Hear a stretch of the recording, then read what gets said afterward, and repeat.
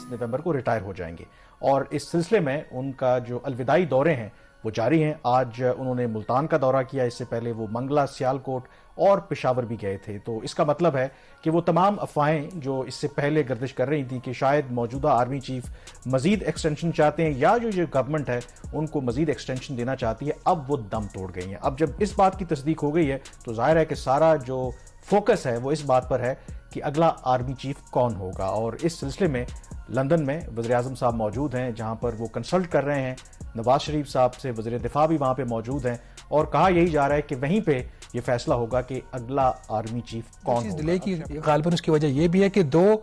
جو میرا خیال ہے کہ لیفٹیننٹ جنرل وہ ابھی ریٹائر ہو رہے ہیں بیفور جنرل آصم منیر صاحب جو سینئر موسٹ ہو جائیں گے ان دو کے ریٹائرمنٹ کے بعد۔ اس میں ایک جو چیز بالکل آپ صحیح کہہ رہے ہیں کہ ایک ٹائم پہ یہ کنسیڈریشن تھی، اور اس کی وجہ یہ تھی کہ کہا یہ جا رہا تھا کہ عمران خان صاحب کا جو لانگ مارچ ہے اس کا جو ایک پرپز ہے وہ یہ ہے کہ آرمی چیف کی جو تعیناتی ہے اس پر اثر انداز ہونا ہے، اور اس کا یہ کنسیڈریشن میں تھا کہ جی پہلے اگر اناؤنس کر دیا جائے تو اس میں کیا کباہت ہے۔ پھر میں نے جو چیزیں چیک کی کہ ماضی میں بالکل آپ ٹھیک کہہ رہے ہیں، دو ایسی اپوائنٹمنٹس، ایک جنرل آصف نواز جنجوعہ، اس وقت نواز شریف وزیر اعظم تھے، اور انہوں نے ریپلیس کیا تھا اسلم بیگ کو۔ وہ 2 ماہ پہلے انہوں نے اعلان کر دیا تھا کہ ان کو 4 سٹار کے عہدے پہ ترقی دے دی گئی ہے اور یہ اگلے آرمی چیف ہوں گے۔ 2 کے جو آؤٹ گوئنگ تھے وہ انہوں نے اپنی ٹائم پورا کیا تھا، لیکن جو مجھے پتا چلا کہ اس وقت اسلم بیگ کے ساتھ نواز شریف صاحب کے تعلقات اتنے اچھے نہیں تھے، وہ بنیادی طور پر ان کو سنب کرنا تھا وقت سے پہلے ہی، تو ایک اس کی بہت بڑی یہ ریزن تھی۔ اس وقت جو ہے وہ کہہ رہے ہیں کہ اس لیے وہ ایسا نہیں تھا کیونکہ موجودہ جو آرمی چیف ہیں ماضی میں اگر ان کی گڑبڑ تعلقات خراب رہے، اب تو ان کے تعلقات اچھے ہیں، تو ایک ان کو وہ آپ کہہ لیں کہ گریسفل ایگزٹ دینا چاہتے ہیں، اور دوسرا جو اس وقت جو ملک کی سیاسی صورتحال ہے، عمران خان صاحب لانگ مارچ کرنا چاہتے ہیں، فوج کا بڑا کلیدی کردار ہوتا ہے اس میں، اگر کوئی لا اینڈ آرڈر کی سچویشن ہو، اگر فرض کریں کہ وہ وقت سے پہلے کسی ایک اور آرمی چیف کا اعلان کر دیتے اور ایک آؤٹ گوئنگ آرمی چیف بھی ہوتا تو شاید رینک اینڈ فائل کو ایک کنفیوزنگ سگنل جاتا، تو اس لیے یہ مناسب سمجھا گیا کہ جو آرمی چیف کی تعیناتی ہے اس کا اعلان اسی وقت کیا جائے جو ماضی میں 2013-2016 میں رہا کہ چند دن پہلے کیا جاتا۔ اور ایک فیکٹر آپ وہ بھی بالکل اپنی جگہ پہ بات ٹھیک ہے کہ 17 نومبر کو یہ جو بیچ اس سے پہلے جو ریٹائر لوگ ہو رہے ہیں، 17 نومبر کو ایک آخری جو لیفٹیننٹ جنرل 3 سٹار غالباً وسیم اشرف ان کا نام ہے وہ ریٹائر ہو رہے ہیں، تو اس کے بعد پھر سمری موو ہوگی۔ اب اس میں جو سب سے عام سوال جاننا چاہتے ہیں کہ اب آرمی چیف ہوگا کون، اب ہمیں تو ظاہر ہے اس کا نہیں پتا۔ اس میں جو پوٹینشل جو کینڈیڈیٹس ہیں، آپ کہہ سکتے ہیں کہ جو 2013-2016 میں ایک روایت رہی ہے کہ اس میں جو پہلے 5 جو ٹاپ آف دا لسٹ لوگ ہوتے ہیں انہی میں سے آرمی چیف کو تعینات کیا گیا، حالانکہ یہ کوئی رول نہیں ہے، ماضی میں اس سے جو جونیئر ہیں یا سینیورٹی کے حساب سے ان کو تعینات کیا گیا، جو جنرل ضیاء الحق ہیں ان کے بارے میں کہا جاتا ہے کہ شاید وہ 8ویں 9ویں نمبر پہ تھے۔ بہرحال ہم جو سینیورٹی کے اعتبار سے اگر آپ کریں تو جو پوٹینشیل کینڈیڈیٹس ہیں اس میں اگر ہم نظر دوڑائیں تو اس وقت جو لیفٹیننٹ جنرل آصم منیر ہیں، اس وقت کوارٹر ماسٹر جنرل ہیں GHQ میں، یہ سینئر ترین جنرل ہیں آفٹر جنرل قمر جاوید باجوہ، لیکن اس کے اندر ایک صرف ہچ ہے کیونکہ ان کی جو ریٹائرمنٹ کی ڈیٹ ہے وہ 27 نومبر ہے، یعنی کہ 2 روز پہلے جب چینج آف کمانڈ ہونا ہے۔ اب اس کے بارے میں ایک ٹیکنیکل ریزن ہے، اگر تو کہتے ہیں کہ سمری 27 نومبر سے پہلے موو ہوتی ہے تو ڈیفینیٹلی دین ان کا نام جو ہے ان 5 لوگوں میں اس سمری میں جائے گا جو اگلے آرمی چیف یا chairman joint chiefs of staff ہو سکتے ہیں۔ یہ آصم منیر جو ہیں ان کا ایک ڈائیورسفائڈ ایک کمانڈر بھی رہے ہیں، کور کمانڈ کر چکے ہیں،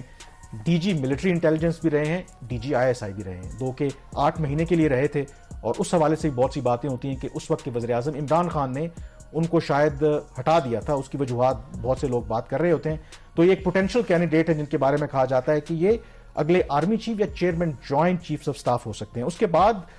یہ ایک اور جو اس میں ڈفرنس ہے کہ یہ جو 5 پوٹینشیل کینڈیڈیٹ ہیں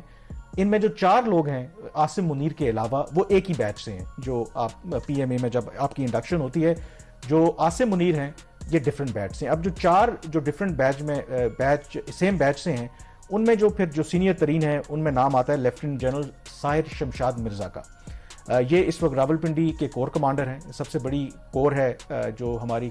کورز ہیں، اور کیونکہ یہ سارا جو لائن آف کنٹرول کشمیر پہ جتنی جو ڈپلائمنٹ ہے وہ راولپنڈی کور کے ہی انڈر آتی ہے، اور اس میں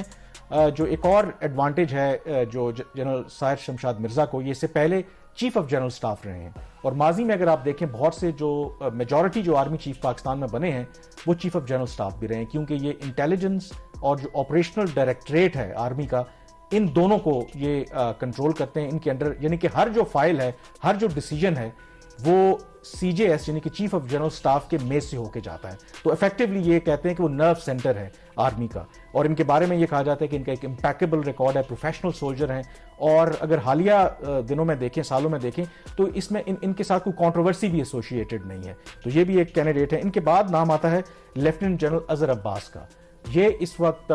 چیف آف جنرل سٹاف ہیں, اگین کی پوزیشن ہے. اس سے پہلے یہ رہے ہیں راولپنڈی کے کور کمانڈر, پوٹینشیل کینڈیڈیٹ ہیں, اور کہا جاتا ہے کہ انڈیا کے حوالے سے ان کی بڑی ایکسپرٹیز ہے, اور ان کا بھی نام آ رہا ہے. چوتھا نمبر آتا ہے یہاں پہ لیفٹیننٹ جنرل نعمان محمود صاحب کا, اور اس وقت یہ این ڈی یو کے نیشنل ڈیفنس یونیورسٹی میں اس کے پریزیڈنٹ ہیں. اس سے پہلے یہ پشاور کے کور کمانڈر رہے ہیں. آئی ایس آئی میں یہ ڈی جی انالیسز رہے ہیں, جو فارن پالیسی اور ان چیزوں سے ریلیٹڈ ہوتا ہے. لیکن ان کے بارے میں کیونکہ یہ این ڈی یو کے پریزیڈنٹ ہے, تو عام طور پر یہ سمجھا جاتا ہے کہ شاید ان کے آرمی چیف بننے کے امکانات کم ہیں. لیکن کیونکہ یہ سینیورٹی لسٹ میں موجود ہیں, جب سمری جائے گی تو یو نیور نو, یہ اس کو فلفل تو کرتے ہیں کرائٹیریا. اس کے بعد نام آتا ہے لیفٹیننٹ جنرل فیض حمید کا. یہ آپ کہہ سکتے ہیں کہ one of the most talked about جو آرمی آفیسرز ہیں, maybe for all wrong reasons, کیونکہ یہ ڈی جی کاؤنٹر انٹیلیجنس تھے آئی ایس آئی میں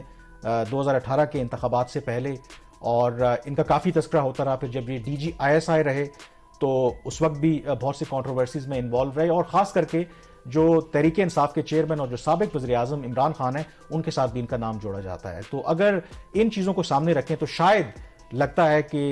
ان کا جو آرمی چیف بننا اس وقت بارنگ اینی میریکل, پاکستان میں آپ کو پتا ہے لابنگ بھی ہوتی ہے, لاسٹ منٹ پہ کچھ بھی ہو سکتا ہے, کہ شاید یہ آرمی چیف کی دوڑ میں ابھی شامل نہیں ہے. اور شہباز آخر میں اگر فرض کریں کہ لیفٹیننٹ جنرل عاصم منیر اس ریس سے نکل جاتے ہیں, اگر وہ واقعی ٹیکنیکل گراؤنڈز پہ ان کا 27 نومبر کو ریٹائر ہو جاتے ہیں, تو پھر نیچے سے ایک اور انڈکشن ہو سکتی ہے, وہ لسٹ میں آ سکتے ہیں, اور وہ ہیں لیفٹیننٹ جنرل جو ہیں محمد عامر. اس وقت وہ کور کمانڈر ہیں گجرانوالا کے, اور ان کا ایک ایڈوانٹیج یہ بھی ہو سکتا ہے کہ وہ ملٹری سیکٹری رہے ہیں جب آصف علی زرداری صدر تھے, اور پیپلز پارٹی اس میں کولیشن پارٹنر ہے. That could also play a part. دیکھیں اس میں ایک چیز صرف میں ایڈ کروں گا کہ آپ بلکہ اس لسٹ کو جو آپ 5 تک محدود کریں, اس کو 6 تک کر لیں. چھٹا تو آگے ہے نا, تو یہ اس چھٹے تک تو یہ پروبیبل کینڈیڈیٹس ہوتے ہیں سارے. اور دوسرا,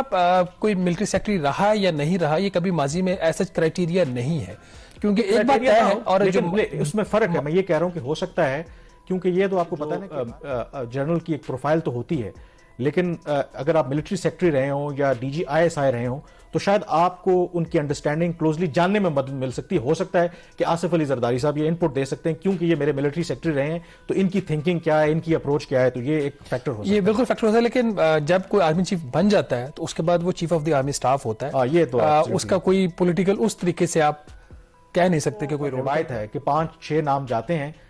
وزارت دفاع جو ہے وہ سمری بنا کے بھیجتی ہے, لیکن کوئی قدغن نہیں ہے. اگر ان 5-6 ناموں میں سے جو اس وقت کے وزیر اعظم ہیں وہ سمجھتے ہیں کہ کوئی اور نام بھی آنے چاہیے, تو وہ باقی جو لیفٹیننٹ جنرلز ہیں جو کرائٹیریا پورا کرتے ہیں, جنہوں نے 1 سال کے لیے کور کمانڈ کی اور باقی ریکوائرمنٹ پوری کرتے ہوں, تو ان کے نام منگوا کر ان کو بھی وہ آرمی چیف اور chairman joint chief of staff کے لیے کنسیڈر کر سکتے ہیں. تو ہم اس وقت کوئی یہ شرط نہیں لگا رہے, کوئی بیٹ نہیں لگا رہے کہ کون اگلا آرمی چیف ہوگا. ایک چیز میں ضرور آپ کو بتاؤں گا کہ 2013 میں اور 2016 میں جن کے بارے میں سب سے زیادہ بات ہوتی تھی کہ شاید یہ لوگ آرمی چیف بنیں گے, جب فائنل نام اناؤنس ہوا تو ان کے بارے میں وہ جو کینڈیڈیٹ تھے بہت زیادہ کم ڈیبیٹ ہوئی ان کے بارے میں, کسی نے ان کا ذکر بھی نہیں کیا. راحیل شریف 2013 میں جب بنے تو بہت لوگوں نے اس کا تذکرہ نہیں کیا. قمر جاوید باجوہ کے بارے میں بھی بہت زیادہ لوگوں نے اس وقت اس سے پہلے بات نہیں کی, ان کو شاید ایک ڈارک ہارس قرار دیا. تو یہ ایک کامن فیکٹر ہو سکتا ہے کہ اس وقت ان 5-6 لوگوں میں سے وہ کون ایسا ہے جس کے بارے میں زیادہ بات نہیں ہو رہی. ہو سکتا ہے وہی اگلا آرمی چیف. اب شہباز آپ ظاہر ہے اکانومی کور کرتے ہیں, ویسے تو آپ کا ڈیفنس سے جو وزیر خزانہ ہے اسحاق ڈار صاحب, آپ کو پتا ہے تو وہ وزیر خزانہ, لیکن وہ بڑے معتمد خاص ہیں نواز شریف کے. جو مجھے پتا ہے کہ جو چند لوگ اگر جن کو پتا ہے کہ اگلا آرمی چیف کون ہوگا یا کب یہ فیصلہ ہونا جا رہا ہے, تو ان میں سے ایک اسحاق ڈار بھی ہیں. تو کیا جب آپ ان سے ملتے ہیں, معیشت کے علاوہ سیاسی معاملات اور خاص کر کے اس طرح کی جو عام تقرری ہے, کبھی اس پہ بات ہوئی ہے اور انہوں نے کیا کہنا ہے؟ میں نے آپ کی بات سنی نہیں, آپ نے کیا پوچھا ہے. ٹھیک ہے, تو ہاں بالکل بات ہوتی ہے.